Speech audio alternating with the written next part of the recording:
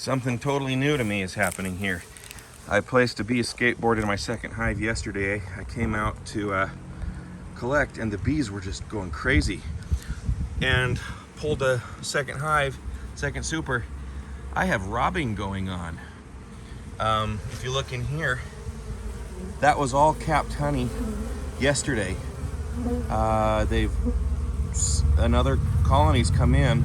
I don't know if it's the colony next door or just another colony from somewhere else. They've chewed off all the capping and they have robbed all of that honey in the course of less than a day. And that's what they're doing here. Heads down in the cells, taking the honey. So I got to figure out what to do here. I have done something wrong, and these are not happy hives right now. That's the one that I just pulled the super off of. When I came into it, I could see bees trying to get into little cracks on the outside of the hive, which is a new behavior I'd never seen. But apparently that is what they do when one colony is robbing another. When I opened it up, they are just, I don't know if you can see this, but they're very loud. They're moving a lot more, and a whole ton of them are out. I mean, something's going on. I thought I had things under control. Apparently I don't. I mean, this is how strange this whole behavior is. This is where I brought the super that I pulled off that they've robbed. I placed it here on the grass, but it's been gone now for several minutes. They are still down in the grass, trying to find whatever might be there. It might have dripped out when the super was set down. This is all my fault. Some things have come together. Some things beyond my control, but some things in my control that I just didn't take seriously enough beforehand. First off, it's been consistently above 100 degrees here for well over a week, and we've got almost the rest of the week before it's supposed to get below 100. We haven't had any rain, so there's no nectar flowing. There are no flowers. So the bees, there's nothing for them to find and bring back. Yesterday, I opened up the second hive. And I've never had a problem with that before. But, that very likely kind of gave the scent of honey to the first hive. Also, I put feeders on both of the hives, and my thinking was right, that with the lack of nectar, they need that support to get them ready for winter. My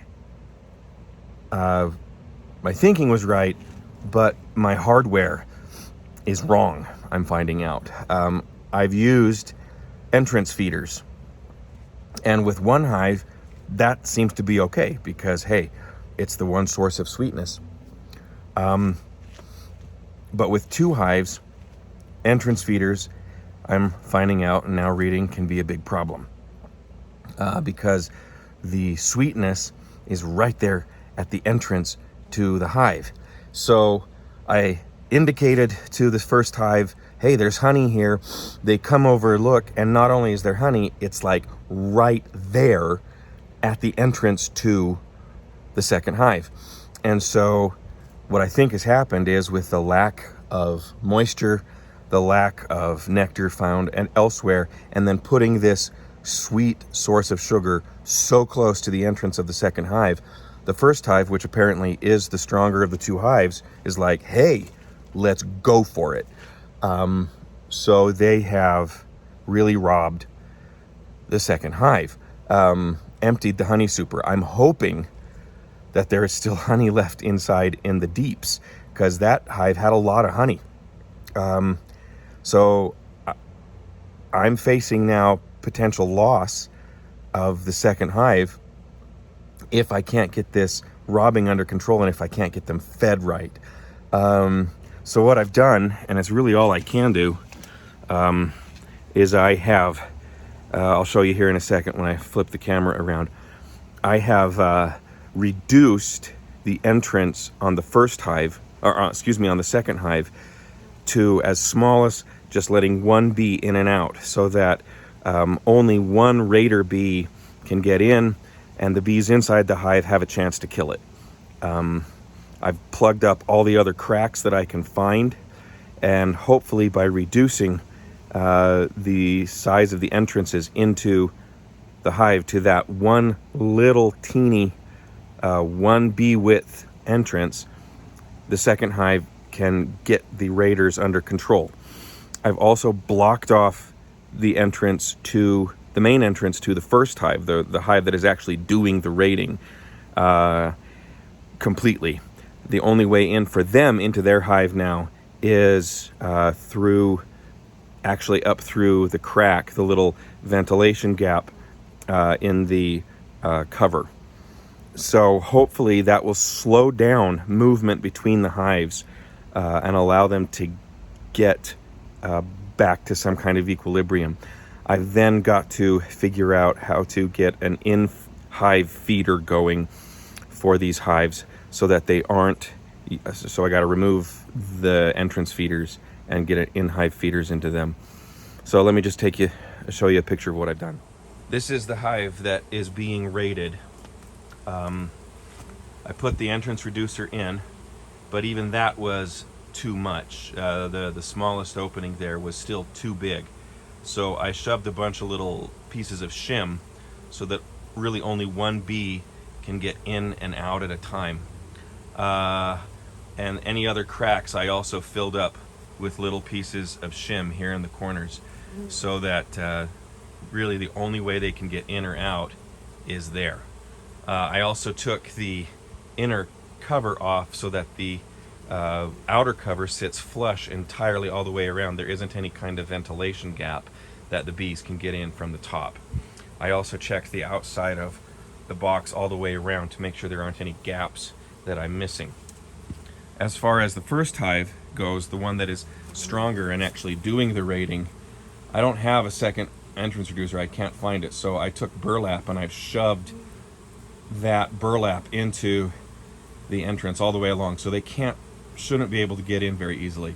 I've left the inner cover on so there is that ventilation gap and they can get in through the top. But I'm hoping that between these measures, once they've calmed down and once I can find in-hive feeders, I'll remove the entrance feeders and hopefully get this under control, and then hopefully that hive, I can feed them well enough that they can survive the winter. I gotta tell you, I've never used so much smoke to do a bee, anything related to bee. I made sure I had just copious amounts of smoke. I was choking because when I smoked the entrances so that I could get them out of the way, because they were just all bearded up and just crazy filling up the entrance. So I had to get them out of the way so that I could even have a chance of getting an entrance reducer in there. I used so much smoke and it was crazy. They would dissipate, but then just aggressively, the second the smoke stopped, just in a huge balls, they would just come roaring back, trying to get into the entrance. So getting those entrance reducers in, that was tricky, because there were just so many of them there. And no matter how much smoke I dumped on them to get them to move away, the second that smoke dissipated, boom, thousands of them back. Very aggressive, very unhappy bees right now. Let's just say I was not doing it barehanded. I'm definitely a beginner beekeeper. 2 years in, and this is a new experience, and I'm learning, reevaluating how I'm going to be doing inspections from now on, and learning that weather, when it's hot, and it's been hot for a long time, you got to approach things differently. So I'm hoping that I can do what I need to get that second colony to get through the winter. But I just want to show you quickly what a robbed frame looks like. Yesterday, when I put the bee escape board below this honey super, all of this down here was full of almost mature honey. I couldn't shake any of it out. It was harvestable. But if you look now, it is totally empty. And all this up here was capped. They came in, and you can see where they've chewed it off. You can see where the cappings were. It's all destroyed. And they have taken out all of the honey.